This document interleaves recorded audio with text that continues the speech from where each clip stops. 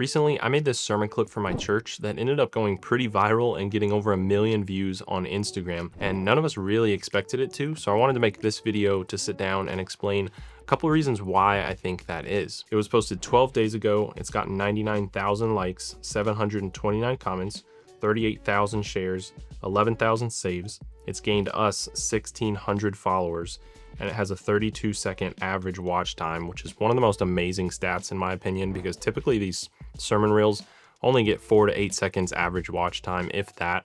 So the fact that it's above 10, 20, even 30 seconds average watch time is pretty wild. So the first reason why I think this did so well is disruption. Typically when people talk about social media and YouTube and Instagram and all these platforms and algorithms, really what's happening is people are just scrolling and scrolling and scrolling on reels.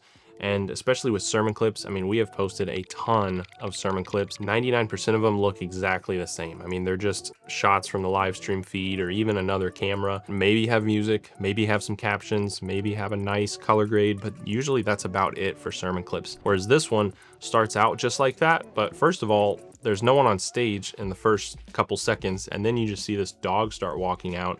And I think that grabs people's attention immediately. That's pretty much just a hook if you know social media at all. And I think what made a lot of this so effective is because it did stop the scroll of people just scrolling Instagram reels, because they might have seen that it's a church, they might have seen the stage, and then they might have been a little intrigued that the stage is empty, first of all, and then they see a dog walk out. So they're already interested in what's actually gonna happen, because normally sermon clips don't have dogs on the stage, typically. The second reason why I think this did so well is the depth. And disruption's good, having a good hook is great, but if there's no depth to your content, then people aren't really gonna engage with it. And I think that's the big differentiator here. If you stop the scroll, we might get a higher average watch time, but all those likes, comments, shares, saves, all those things, the engagement part that these algorithms and these social media platforms love, is brought through actually having depth in the content. It's not just about hooking people in right away.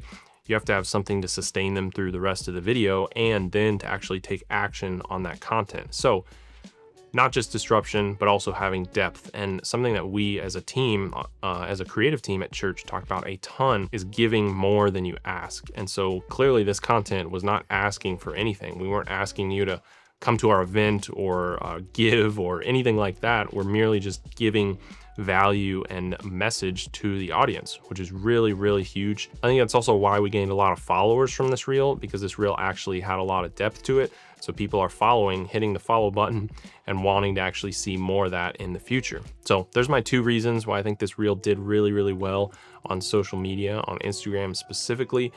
But why does this apply to you, and what can you take away from this? Well, one, I would try to implement at least one, or ideally both, of those concepts that I just talked about: disruption or a hook, as well as depth to your content. And I think there is a way to implement those even if there's not a dog walking on stage, because you can edit those in, and you can take one of the most interesting parts of the reel and put it at the beginning just for a couple seconds just to hook people in.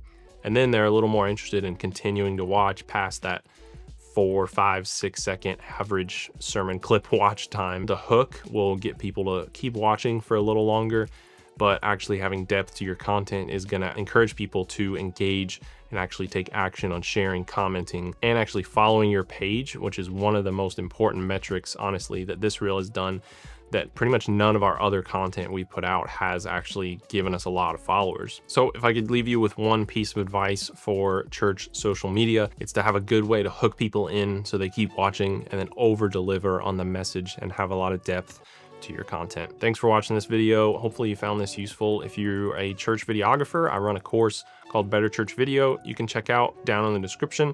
Otherwise, see you in the next video.